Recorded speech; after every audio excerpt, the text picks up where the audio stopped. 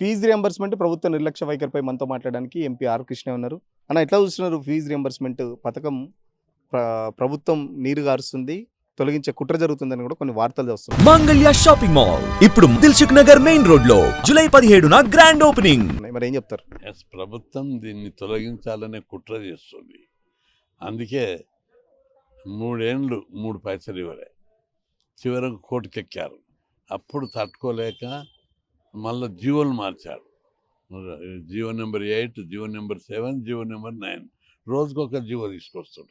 ఎందుకంటే విద్యార్థుల్లో కన్ఫ్యూజ్ చేయాలి. ఇంతవరకు విద్యార్థుల ధీమా ఏమిటిది? మేము కౌన్సిలింగ్లకు పోయి సీట్ సాధిస్తే, దోస్తులకు పోయి సీట్ సాధిస్తే మొత్తం ఒక్క పైసలు లేకుండా కాలేజీలో అడ్మిషన్, మేము గవర్నమెంట్ కాలేజీలో కడుతుంది, మేము హాయిగా చదువుకొని బయటకు.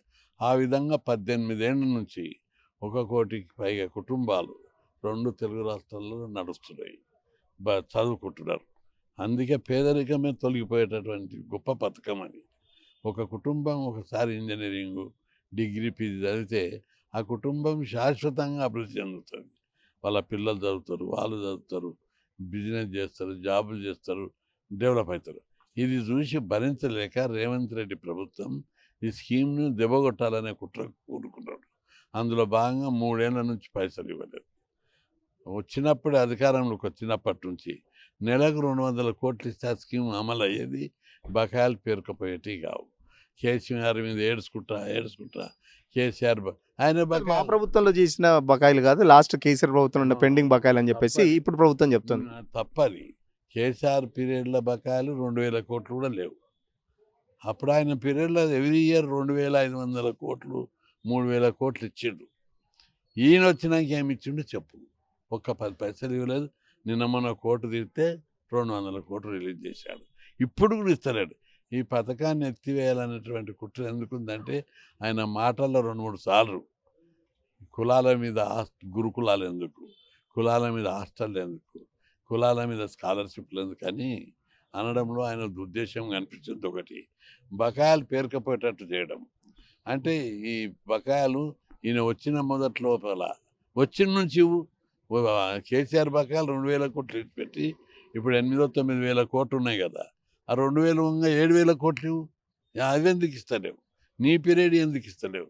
నీ పీరియడ్ 3వ సంవత్సరం, 3 సంవత్సరాలు ఇవ్వు, అవి ఎందుకు ఇస్తలేవు? దీన్ని బట్టి నీ లోపల దురుద్దేశం. బీసీలు చదువుకుంటుంటే ఓర్వలేకపోతుండ్రు. పేద కులాలు బీసీ, ఈబీసీ, ఎస్సీ, ఎస్టీలు చదువుకొని ఉన్నత విద్యావంతులు అవుతుంటే ఓర్వలేకపోతుండ్రు. 2వ పాయింట్ మీరు చూడండి. ఈ విధంగా ప్రభుత్వ కాలేజీలు, నిజాం కాలేజ్, కోటి women's college, Saifabad science college, PG Secunderabad college, ఇవన్నీ గవర్నమెంట్ కాలేజ్. గవర్నమెంట్ కాలేజీలో కూడా ఫీజు వసూలు చేస్తున్నారు. అంటే అర్థం ఏమిటిది? నువ్వు వాళ్ళకి నీ గవర్నమెంట్ ఆధ్వర్యంలో నడిచే కాలేజీలో ఫీజు వసూలు చేస్తున్నారు అంటే నువ్వు ఇండైరెక్ట్గా ఓవరాల్గా వసూలు చేసుకో పిల్లల దగ్గర అని చెప్పినట్టే కదా. ప్రైవేట్ కాలేజీలోనేమో వద్దని ఆపినావు, ఆడ బకాయిలు పేరుకపోయినాయి, అవి ఇస్తలేవు, ఇవి ఇస్తలేవు. నీకు చదువుకుంటే ఓర్వలేకపోతున్నావు అనేది స్పష్టంగా కనిపిస్తున్నటువంటి నగ్న సత్యం. అంతేకాక బకాయిలు, పైసలు లేవని ఎట్లంటావు? మన ధనిక రాష్ట్రం. ఇప్పటికీ ఈ తెలంగాణలో కాంగ్రెస్ పార్టీ అధికారంలోకి వచ్చి 2 సంవత్సరాల 8 నెలలు అవుతుంది. ఈ 2 సంవత్సరాల 8 నెలల్లో 4 లక్షల కోట్ల అప్పు తెచ్చినావు. ఎవ్రీ ఇయర్ మన దాదాపు ఈ 6 లక్షల కోట్ల ఆదాయం, భూముల అమ్మకం, కేంద్ర పథకాల ద్వారా వచ్చిన పైసలు, అవి కలిసి 6 లక్షల కోట్లు. ముఖ్యమంత్రి చెప్తుండు కదా పదే కేసీఆర్ చేసిన అప్పులకే వడ్డీలు కట్టలేక చచ్చిపోతున్నాం, మరి ఎట్లా నడపాలని చెప్పేసి కూడా గతంలో చెప్పిండు. మీకు కూడా ఇస్తా అని చెప్పిండు, మిమ్మల్ని కూడా నడుపమని చెప్పిండు. నా ఇవ్వమని చెప్తా నేను. 3 నెలల ఎట్లా? ధనిక రాష్ట్రం ఇది. చాలా ప్రభుత్వ ఆదాయం, ఐటీ కంపెనీలు ఆదాయం బలంగా ఉంది. అరే పక్క రాష్ట్రమైన ఆంధ్రప్రదేశ్ లోపల పేద రాష్ట్రం, లోటు బడ్జెట్ ఉన్న రాష్ట్రం. అక్కడ మనకంటే మంచిగా నడుపుతున్నారు. మనతో 10,000 ర్యాంకు, అక్కడ అందరికి ఇస్తుడు ఫుల్ ఫీజు. ఎంత ఫీజు ఉంటే అంత. పైగా ఒక్కొక్క విద్యార్థికి 15,000 స్కాలర్షిప్ ఇస్తున్నారు, డే స్కాలర్. మనతో 5,000 ఇస్తున్నారు, అక్కడ 15,000 ఇస్తుడు.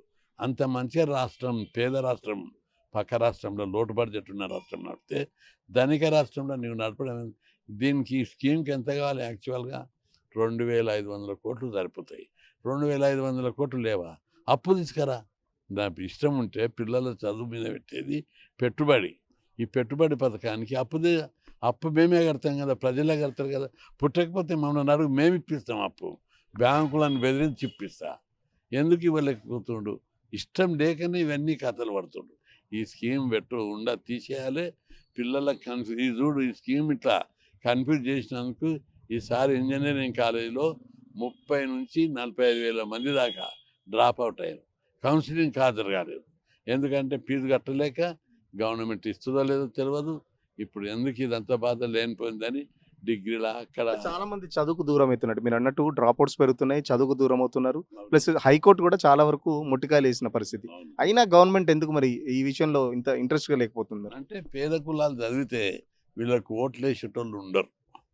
వీళ్ళంతా ముఖ్యమంత్రిది భూస్వామ్య మనస్తత్వం. మాటలు మస్తు చెప్తారు కానీ మొత్తం ఇక నేను అన్ని కులాలను గౌరవిస్తా, నా స్థాయి కులాల పేరు పెట్ట, కానీ భూస్వామ్య మనస్తత్వము ధనిక వర్గాల పోకడ.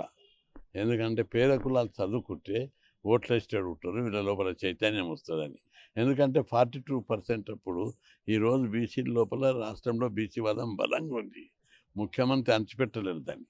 ఎందుకంటే పోయినసారి 42 ఇవ్వకపోతే సర్పంచులల్లా 17% రిజర్వేషన్లు తగ్గించారు. ఎక్కడ 42, ఎక్కడ 17. అయితే జనరల్ సీట్లల్లో గెలిస్తే బీసీలు సర్పంచులల్లా 53% గెలిచారు. మున్సిపాలిటీలో 69% గెలిచారు. కాబట్టి బీసీలను అణచివేయడం అనేది ఆయన తరం కాదు. తొక్కేతాం, అణచివేతాం, మా కులాన్ని ఆ కులాన్ని అయినా డెవలప్ చేసినావు. ఇప్పుడు రెడ్డి కులంలో కూడా చాలామంది బీదలు ఉన్నారు, అత్యంత ఉన్నారు.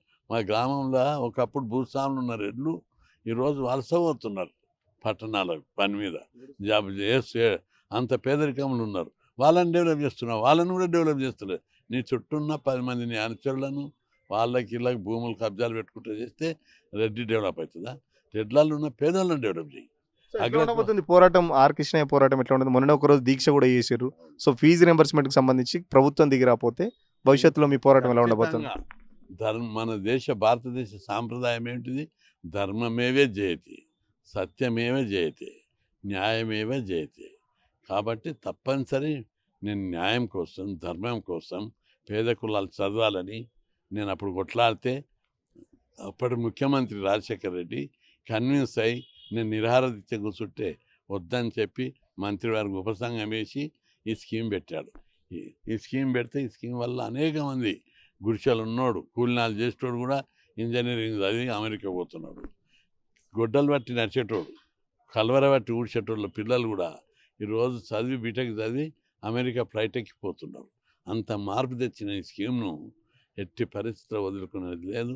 ఖచ్చితంగా ఎత్తేయాలి, కన్ఫ్యూజ్ చేయాలి, ఎత్తేయాలి. రకరకాల ప్రజల్లో ఒక కన్ఫ్యూజ్ క్రియేట్ చేస్తే ఎవడు రాడుగా చదవనీకే దానికి అనిపిస్తుంది ఇంజనీరింగ్లో. మీరేమో ఎత్తేయాలని చెప్పేసి అంటున్నారు. కాంగ్రెస్ పార్టీ తెచ్చిన ఈ స్కీము, కాంగ్రెస్ ప్రభుత్వం ఇప్పుడు అధికారంలో ఉంది, ఎట్టి పరిస్థితుల్లో ఈ స్కీమ్ అయితే ఎత్తేయబోమని చెప్పేసి కూడా మంత్రులు కూడా చెప్తున్న పరిస్థితి. మరి మంత్రులు అంటున్నారు, మంత్రులనే మాట్లాడతలేడు ఆయన. ముఖ్యమంత్రిని అనుమానం, నేను యథాతథంగా ఈ స్కీమ్ అమలు చేస్తాను ఎందుకు అనలేకపోతున్నాడు, బడ్జెట్ ఇస్తాను ఎందుకు అనలేకపోతున్నాడు. ఇది ఒక బడ్జెటా? మన రాష్ట్రం 3 లక్షల కోట్ల బడ్జెట్, సంవత్సరానికి 2 లక్షలు. 3 ఏళ్ళు ఎందుకు ఇవ్వలేదు అది చెప్పమని. మొదలు 3 సంవత్సరాలుగా ఎందుకు బకాయిలు ఇవ్వలేదు? ఏ సంవత్సరం ఆ సంవత్సరం ఎందుకు ఇవ్వలేదు? వచ్చిన నుంచి ఇచ్చిన ఇంతవరకు రాకుండే కదా. ఆ కేసీఆర్ వెంటనే 2,000 కాలాన్ని ఉంటుండే బకాయిలు. ఇప్పుడు 8,000 9,000కి ఎందుకు పోయింది? నీ లోపల మంచిగా లేదు కాబట్టి అది మార్చుకోవాలని చెప్పి నేను ముఖ్యమంత్రికి ఫైనల్గా చెప్పండి. ఇప్పటికే చాలా వరకు ఫీజు రింబర్స్మెంట్ రాక కాలేజీలు మూసేసిన పరిస్థితి ఉండే. గతంలో కాలేజీలు మూసేసినందుకు కూడా కాలేజీల మీద దాడులు కూడా చేశారు. ఇన్ఫ్రాస్ట్రక్చర్ చక్కలేదని చెప్పేసి కూడా కాలేజీలను బెదిరించే ప్రయత్నం కూడా ప్రభుత్వం చేసింది. ఒకవైపు ఫీజు రింబర్స్మెంట్ డబ్బులు అడుగుతుంటే మమ్మల్ని బెదిరించే ప్రయత్నం చేస్తున్నారని కూడా వాళ్ళు ఆరోపిస్తున్నారు. వాళ్ళకి ఎట్లా అండగా ఉండబోతున్నారు? అంటే నేను పిల్లల తరపున కొట్లాడుతున్నా, అయితే వాళ్ళకు కూడా నష్టమవుతుంది. కాలేజ్ ఫీజులు రాక లెక్చరర్ల జీతాలు ఇస్తలేరు, మెయింటెనెన్స్ లేదు, అద్దె ఇండ్లు ఉంటే అవి అద్దె చెల్లించడం లేదు. వాళ్ళకు కూడా పుట్టాడు కష్టాలు ఉన్నాయి. వాళ్ళు కూడా మనుషులే. వాళ్ళు కూడా ఎవరు పెట్టుకున్నారు? నిరుద్యోగులంతా కలిసి కాలేజీలు పెట్టారు. యూనివర్సిటీలో నా ఎంబడి చదివిన వాళ్ళే చాలామంది కాలేజీలు పెట్టారు. అయితే ఇక్కడ మెయిన్గా నేను ఆ విద్యార్థుల తరపున కొట్లాడుతున్నా. ఎట్టి పరిస్థితిలో వదిలిపెట్టేది ఉండదు, ఇచ్చే వరకు కూడా వదిలిపెట్టరా. ఖచ్చితంగా ఏదైతే ఫీజు రియంబర్స్మెంట్ తొలగించే కుట్ర జరుగుతుంది ప్రభుత్వంలో, సో దానిలో భాగంగానే బకాయిలు 1000 కోట్లు కూడా పెండింగ్లో ఉన్న బకాయిలకు సంబంధించి ముఖ్యమంత్రి ఏం మాట్లాడట్లేదు. సో ఖచ్చితంగా ప్రభుత్వం మీద పోరాటం ఉండబోతుంది. భవిష్యత్తులో ఫీజు రియంబర్స్మెంట్ వచ్చేంత వరకు విద్యార్థుల తరపున కొట్లాడతామని చెప్పేసి చెప్తున్న పరిస్థితి. కేసీఆర్ పేరు చెప్పుకొని కేవలం బకాయిలు ఉన్నాయని చెప్పేసి కేసీఆర్ పేరు చెప్పుకొని ప్రభుత్వం దాటవేసే ధోరణిలో ఉంది. బట్ ఫీజు రియంబర్స్మెంట్ సంబంధించి త్వరలోనే ఒక నిర్ణయం తీసుకోవాలి, లేకపోతే భవిష్యత్తులో పెద్ద కార్యాచరణ ఉండబోతుందని చెప్పేసి ఎంపీ ఆర్ కృష్ణ చెప్తున్న పరిస్థితి. వీడియో జర్నలిస్ట్ సతీష్తో సురేష్, ఆర్టీవీ కోసం, హైదరాబాద్.